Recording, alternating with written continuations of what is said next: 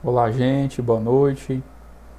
Aqui é o professor Jefferson Rocha, da UFMA, campus de São Bernardo, e nós teremos uma breve aula hoje sobre genética. Né? Nessa figura aqui, né, para começar nossa aula de hoje, nós apresentamos aqui algumas espécies, né, alguns diferentes tipos, né, a gente pode dizer, né, de seres humanos que habitam nosso planeta.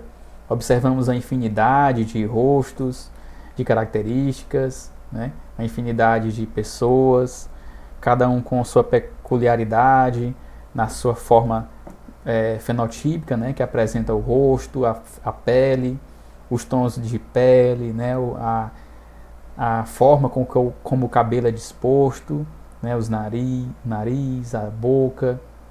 Né, a gente observa que existe uma infinidade de grande diferença, né, na características dos seres humanos que habitam nosso planeta. Porém, se verificarmos os constituintes biológicos internos do nosso corpo, perceberemos que as células, os sistemas, né, que compõem nosso corpo, nosso sangue, nossos ossos, nossos tecidos são iguais, né, são semelhantes.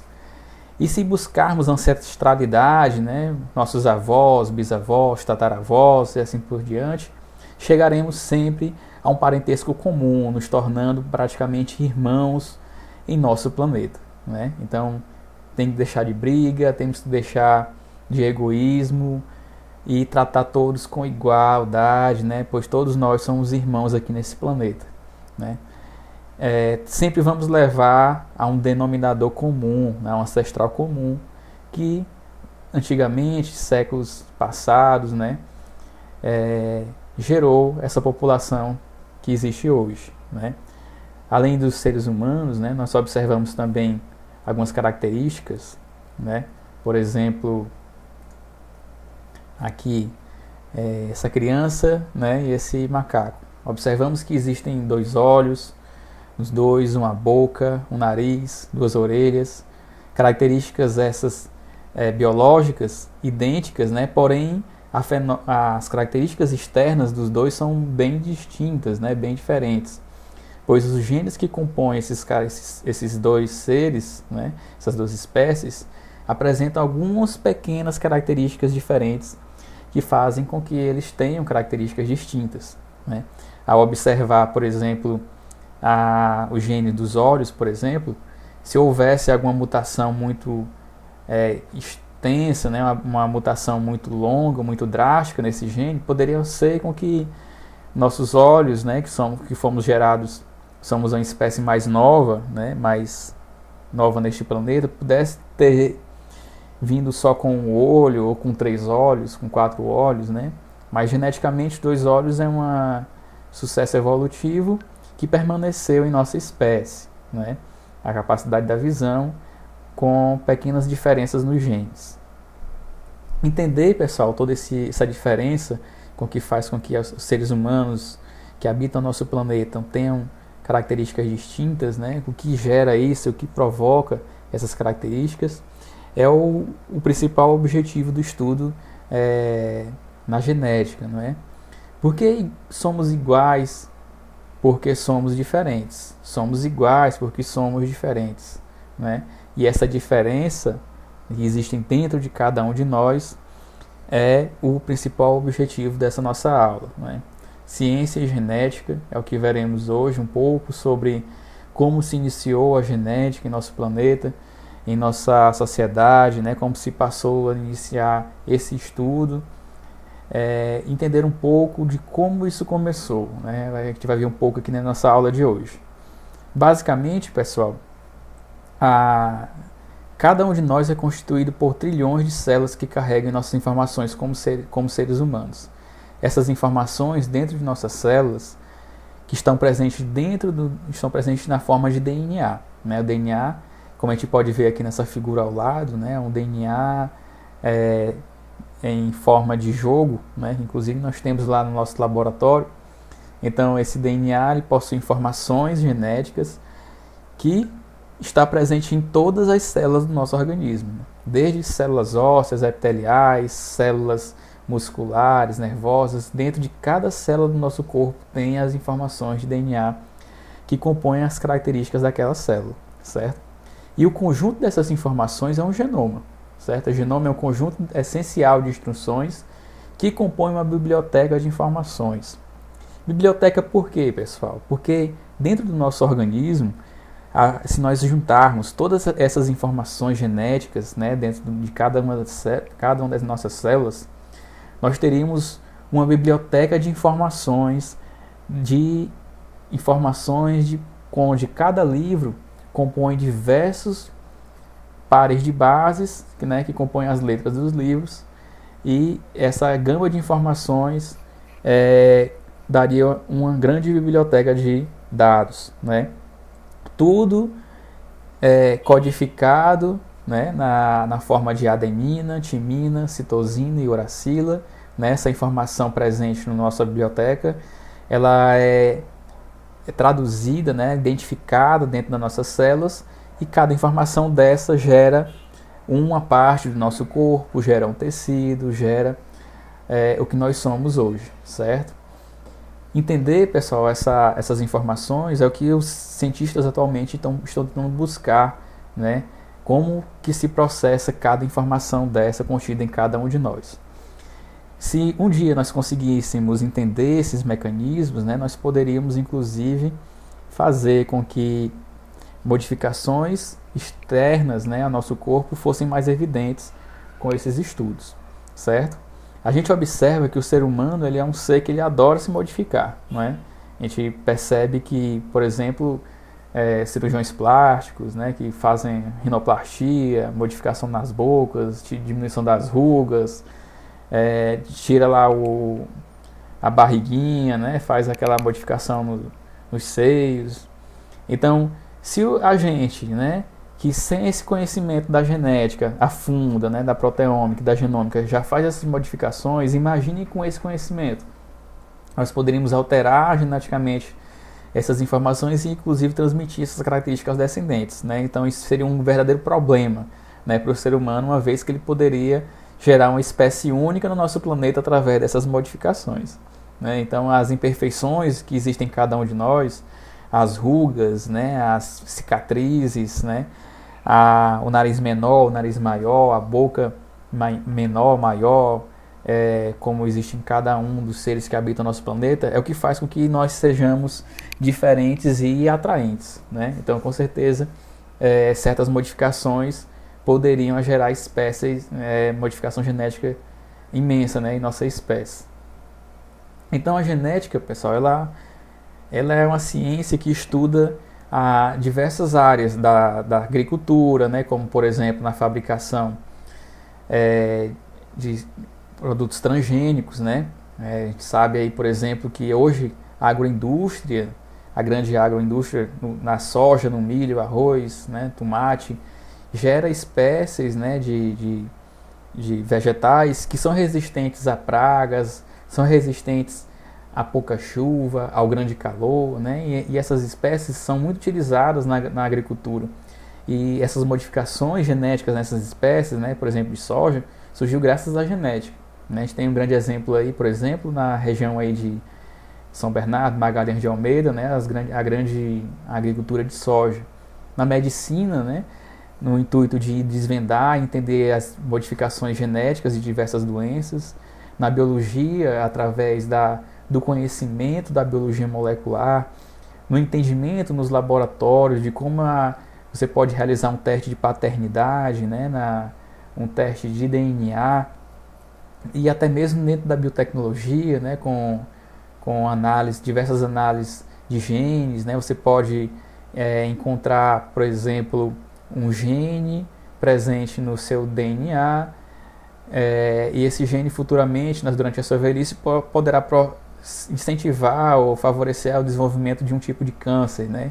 Então, hoje em dia, a biotecnologia ela consegue, através de várias análises, né, de genética, PCR, utilizando PCR, por exemplo, encontrar informações genéticas, né, dessa magnitude. Então, é uma ciência muito ampla, né? Uma ciência ampla e muito interessante para ser abordada, né, e entendida dentro do curso de Ciências da Natureza.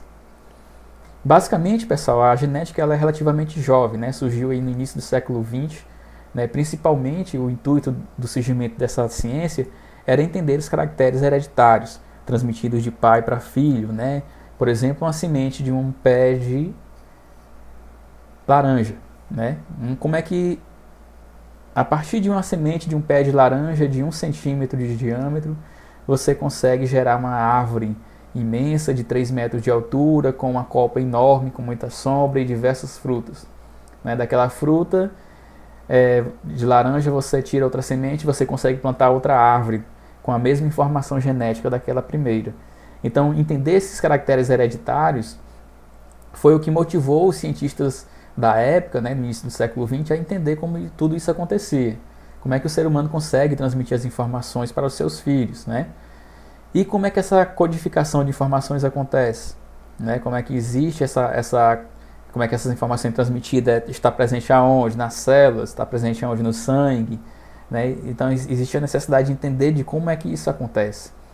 E como é que essas modificações, né, de informações acontecem. Por exemplo, já que a gente observa que existem diversas espécies presentes no nosso planeta. Então essas informações, essa modificação, ela existe de alguma forma, né, para gerar novas espécies. Então tudo isso se iniciou no século XX, foi a base, né, para o surgimento aí da genética que nós conhecemos hoje. O pé inicial, pessoal, basicamente aconteceu aí em 1953, com James Watson e Francis Crick, dois cientistas jovens na época, né, mas que eles conseguiram em 1953 publicar esse artigo na Nature, desvendando a estrutura da molécula de DNA. Não foi um estudo fácil, eles se basearam em estudos anteriores, né, como de Linus Pauling e outros cientistas, né, que também na época, Rosalind Franklin, né, que também foram cada vez mais se aproximando, né, de desvendar a estrutura do DNA, e James Watson e Francis Crick juntaram essas informações e conseguiram desenhar, né, e montar essa maquete aí da estrutura química do DNA, né, que gerou a publicação na revista Nature. Após a publicação desse artigo, pessoal, mostrando que o DNA era uma dupla hélice, né, estrutura elucidada, passou-se a estudar muitas coisas, né, em relação ao DNA. Né? Então surgiu aqui uma nova fase da genética, que com o conhecimento do DNA, passou-se a tentar entender como é que esse DNA se divide, como é que esse DNA transmite as informações para as células, como é que são formadas as proteínas no nosso corpo. Então surge aqui agora, né, a partir da descoberta do DNA, a biologia molecular. Né, que a biologia molecular, basicamente, ela junta o conhecimento, né, dos genes, como esses genes com funcionalidade produzem essas proteínas, né, através da genética e da bioquímica, né, juntando tudo isso na biologia molecular. Então, é uma ciência que vai abranger, né, aprofundar a genética, onde o conhecimento do DNA é a peça-chave, né, para o estudo e o desenvolvimento dessa ciência. 3 grandes marcos, né, a gente podemos observar na genética. A primeira grande marco é a descoberta de regras que governam a herança de características nos organismos. Né? Então, foi observado primeiramente que a transmissão dos caracteres hereditários ele não é feita ao acaso. Né? Existem algumas regras que precisam ser aplicadas para que os padrões de herança aconteçam. Né? Então, esse foi um dos primeiros marcos, né? E foi principalmente apresentado lá por nosso grande cientista, né? Padre Gregor Mendel. O segundo marco, grande marco, né? Foi a identificação do material responsável por essa herança e a elucidação de sua estrutura, né? Que a gente pode falar que é quem? Nosso DNA, né? Então, Francis e Crick, né? Watson e Crick, os cientistas que elucidaram esse material responsável foram um dos grandes marcos, né, na desenvolvimento da genética. E a terceira, né, é a análise abrangente do material hereditário em seres humanos e outros organismos, que foi justamente lá o nosso projeto do genoma humano. foi a primeira vez, né, que o DNA foi totalmente ampliado, né, foi amplamente desvendado, né, e além do DNA humano, de outros organismos também. Então, esses 3 grandes marcos na genética, né, do início do século XX até o nosso século atual, foi o que fez com que o boom da genética se tornasse mais efetivo, né, dentro do nosso cotidiano. O primeiro grande marco, como a gente falou ali, Mendel, né, esse monge que viveu aí no século XIX, ele tinha uma grande curiosidade, além de monge, ele também era cientista, né? Ele observou por muitos anos, lá no seu mosteiro, né, a característica de ervilhas, né, que tinha no seu jardim. Então, Mendel, pela sua curiosidade mesmo, e utilizando matemática e conhecimento, né, observação, ele fez vários cruzamentos, né, de padrões observados que possibilitaram a descoberta dos genes. Então, em seus estudos, por acaso, né, ele conseguiu observar que algumas características de ervilhas, né, eram transmitidas para os descendentes e outras não. Então, essas características, né, esses padrões que ele observou, foi o que deu a descoberta, né, dos genes que conhecemos hoje, né? Então, quais foram os fatores que eles observou, Gregor Mendel? A altura da planta, cor da flor, textura da semente, né? Então ele observou que esses fatores são formados por alelos. E o cruzamento, né, de ervilhas, por exemplo, amarela com verde, não gerava ervilhas verdes, né? E sim ervilhas amarelas, né? Então, isso, uma das características da coloração mostrava para dominância e recessividade em relação à cor. E também ele observou pela rugosidade, né? Cruzando uma ervilha verde, né, lisa com a verde rugosa, geravam uma ervilha verde lisa, né, mostrando a dominância também no aspecto liso da ervilha. E as características na primeira e segunda geração eram diferentes, né, apresentando cores diferentes para a dominância e recessividade desses fatores, né, que ele chamou de alelos. Então esse conhecimento de Mendel, pessoal, foi muito importante na época, né, apesar de Mendel ter publicado esse trabalho, né, em 1866, né, na revista Annals da Natural History Society em Bergman. Esse foi o texto, né, e os cálculos feitos por Mendel, né, na época, em 1866, e a sua publicação não ter tido na época nenhum impacto científico, né, devido ainda ao não conhecimento da área, né, mas que 16 anos depois, onde o estudo de genética se tornou-se mais acentuado na região, né, naquele período, foi quando os estudos de Mendel começaram a ser utilizados, né, por outros cientistas, não só para a ervilha, mas aplicaram a outros vegetais, a outros animais, e eles observaram que existiam realmente esse padrão dessa forma. Então, assim surgiram, né, outras possibilidades de se aplicar essa mesma teoria de Mendel, onde ele se tornou famoso também pela essa sua descoberta genética, né, a transmissão dos alelos, né, e a dominância e recessividade desses pares. Então, o segundo marco, né, lá da genética, nós trazemos aqui o Watson e Crick. Aqui eles já estão bem mais velhos do que aquela foto inicial. Então, a estrutura do DNA foi o grande feito, né, o grande marco aí dos nossos grandes cientistas, Watson e Crick. Então, os genes, eles são formados de ácidos nucleicos, né? Esses ácidos nucleicos, eles compõem a estrutura do DNA, certo? Aqui a gente pode ver a estrutura de um nucleotídeo, né, de um DNA, onde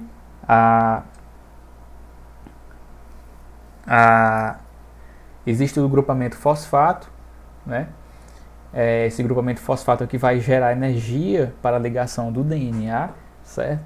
Nós temos aqui um açúcar, que pode ser uma ribose, uma desoxirribose, e aqui nós temos aqui uma base nitrogenada, né? Onde nesse caso aqui nós temos aqui uma adenina. Então, essa é a estrutura base, né, de um nucleotídeo.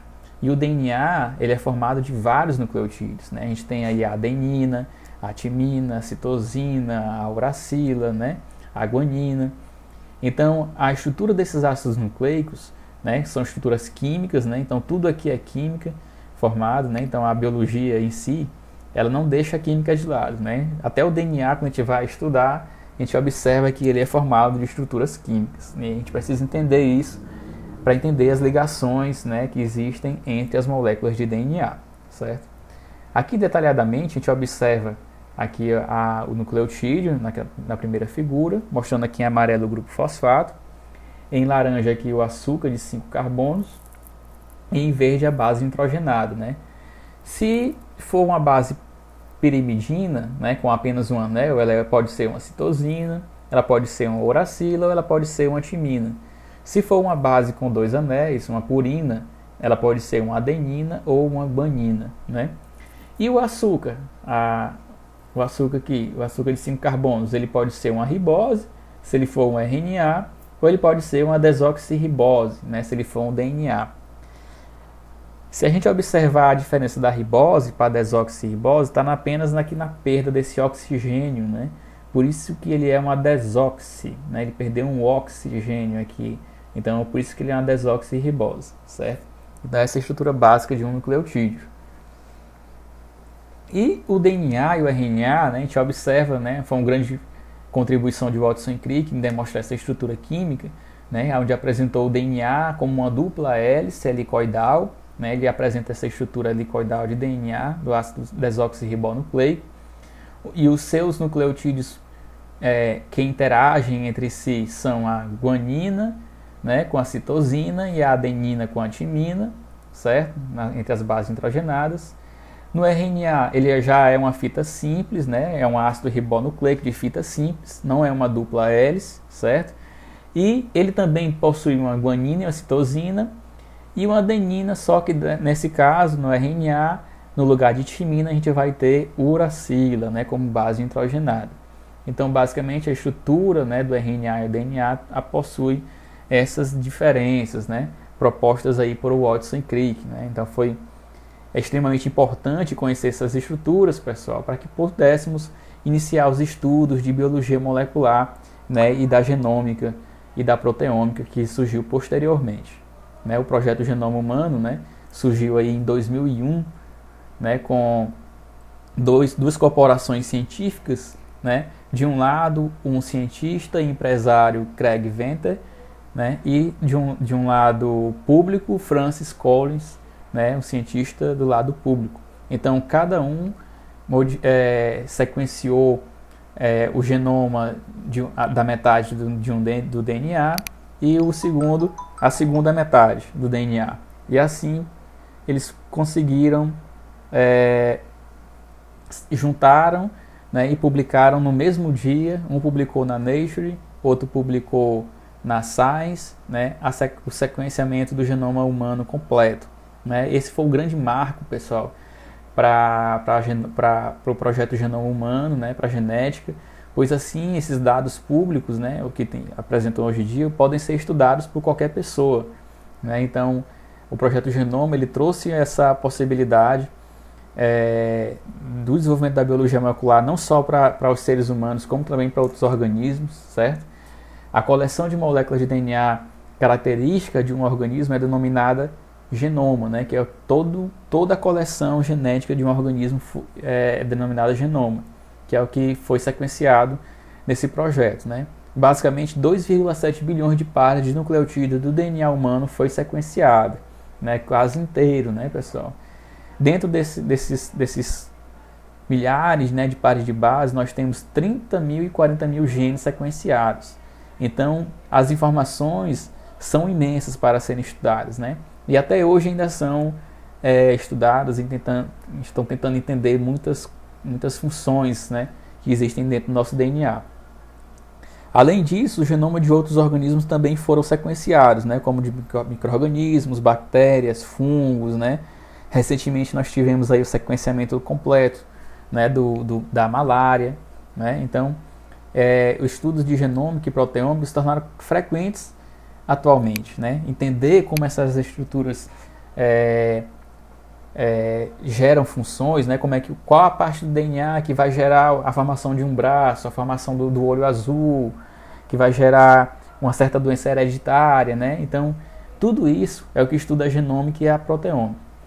E, pessoal, isso só foi possível, né? É importante frisar isso, graças ao desenvolvimento da tecnologia, né? Da informática, pois todos esses estudos, né, são feitos utilizando computadores, onde você coloca essas sequências em um software e ele vai analisando as sequências de bases, né? Ele utiliza a tecnologia de informação junto com as máquinas, né, de sequenciador e sequenciamento para poder fazer as análises. Então, sem a informática, né, seria praticamente impossível a gente entender, né, esse processo da genômica e da proteômica.